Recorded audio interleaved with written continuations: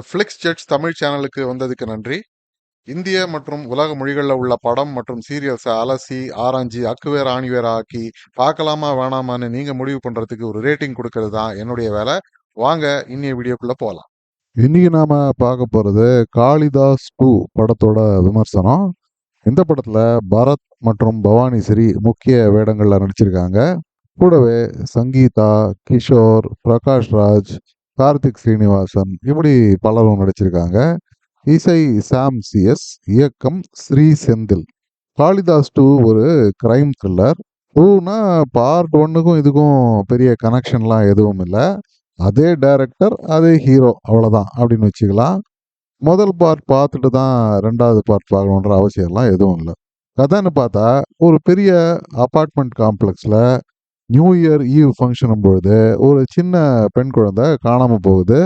பதறி போன பேரண்ட்ஸு போலீஸுக்கு தகவல் கொடுக்க காணாமல் போய் 2 மணி நேரம் ஆகியிருந்தாலும் நம்ம ஹீரோ இன்ஸ்பெக்டர் காளிதாஸ் கூடவே ஒரு 3-4 போலீஸ்காரங்களோட உடனே அங்கே ஆஜராயிடுறாரு. இன்வெஸ்டிகேஷன், சர்ச்சு இதெல்லாம் உடனே ஆரம்பிச்சிடுறாரு. ஆனாலும் இதில் திருப்தி இல்லாத அங்கே இருக்கக்கூடிய ஒரு டாக்டர் தனக்கு தெரிஞ்ச போலீஸ் கமிஷனர்கிட்ட கம்ப்ளைண்ட் செய்ய, அவரும் புதுசாக வேலைக்கு சேர்ந்திருக்கிற ஐபிஎஸ் ஆஃபீஸர் வைஷ்ணவியை, இது பவானி ஸ்ரீ நடிச்ச பாத்திரம், உடனடியாக ஸ்பாட்டுக்கு அனுப்பிச்சு வைக்கிறாரு. இவங்களுக்கு ஏதோ காரணத்தினால ஆரம்பத்திலேருந்தே காளிதாஸை பார்த்தா ஒரு வெறுப்பு, எரிச்சலோடைய தான் பேசுவாங்க. ஆரம்ப காட்சியிலேருந்து படம் முடிகிற வரைக்கும் எரிஞ்சு விழுறது தான் இவங்களுடைய மொத்த வேலையை. இப்பேற்பட்ட இந்த போலீஸ் டீம் வீடு வீடா விசாரிக்க சந்தேக வட்டத்துக்குள்ள ஒரு நபர் சிக்கிறாரு. இவர் ஏற்கனவே போலீஸுக்கு பழக்கப்பட்ட ஒரு பெரிய வக்கீல் பிரகாஷ் ராஜோட ஜூனியர் தான். அதனால முதல்ல போலீஸ் இவரை அவ்வளவா விசாரிச்சிருக்க மாட்டாங்க. இப்போ தோண்டி துருவி விசாரிக்கும் பொழுது இவரோட பேக் ஸ்டோரியில இதே மாதிரி ஒரு குழந்தைய பலாத்காரம் மற்றும் கொலை செஞ்ச கேஸ்ல மாட்டி எப்படியோ இவரு வெளியே வந்தது தெரிய வருது. பல கோணங்கள்லையும் விசாரணையை நடத்துது போலீஸு. இவருக்கு எதிராக சாட்சியங்கள்லாம் கூட கிடைக்கிறாங்க. ஆனாலும் பிரகாஷ் ராஜ் அவருடைய பவரை யூஸ் பண்ணி இவரை கைது பண்ண முடியாத தடுத்துடுறாரு. கிட்டத்தட்ட பாதி படத்துக்கும் மேலேயே இதே ட்ராக்லேயே கதை நகருது. கடைசியாக ஒரு 30-40 நிமிடங்கள்ல தான் இதை தாண்டி கதை நகருது. மேலே இன்னும் 2-3 கொலைகள்லாம் வேற நடக்குது அதே அப்பார்ட்மெண்ட்ல. கடைசியா ஆச்சரியமான ஒரு வகையில ஒரு சைக்கோ கில்லரை போலீஸ் பிடிக்குது. இதுதான் படத்தோட மொத்த கதையை. இந்த படத்தோட ஸ்ட்ரென்த்தை சொல்லணும்னா அது கடைசியில வர அந்த 30-40 நிமிஷத்துல வரக்கூடிய நிறைய ட்விஸ்ட் டர்ன்ஸ் எல்லாம் அந்த சைக்கோ கில்லரை போலீஸ் எப்படி ஐடென்டிஃபை பண்றாங்க அப்படிங்கிறது தான். ஏன் இந்த கொலைகள்லாம் நடக்குது அப்படிங்கிறது ஆச்சரியமா இருந்தாலும் நம்பும்படியாவே வந்திருக்கிறது தான் இந்த படத்தோட பெரிய ஸ்ட்ரென்த்து.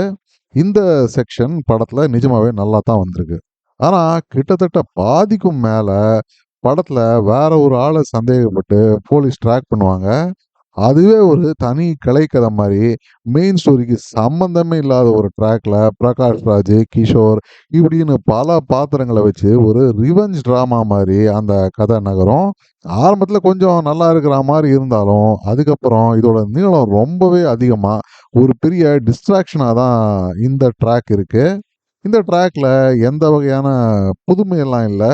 ஈஸியாக நாம் போக போக இதை கெஸ் பண்ணிடுற வகையில தான் இந்த ட்ராக் நகருது. இதோட நீளத்தை கண்டிப்பாக ஒரு 20-30 நிமிஷம் ட்ரிம் பண்ணியிருந்தா படம் இன்னும் சூப்பராகவே வந்திருக்கும்.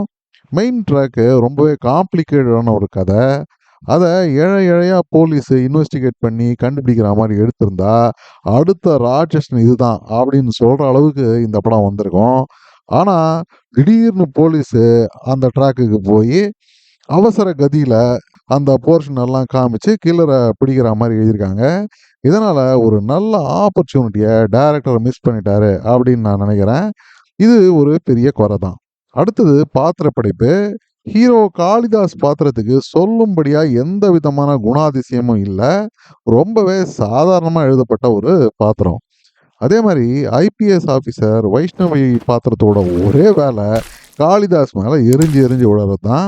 அவர் செய்கிற வேலைக்கு நேர்மாறாக இவங்க வேலை செய்வாங்க. இதுதான் இவங்களுடைய பாத்திரமே. ஏன் இப்படி ஒரு ஐபிஎஸ் ஆஃபீஸர் சாதாரண ஒரு இன்ஸ்பெக்டர் கிட்ட இந்த அளவுக்கு நடந்துக்கிறாங்க, அதுக்கான அவசியம் என்ன அப்படிங்கிறதெல்லாம் சரியாவே விளக்கப்படல.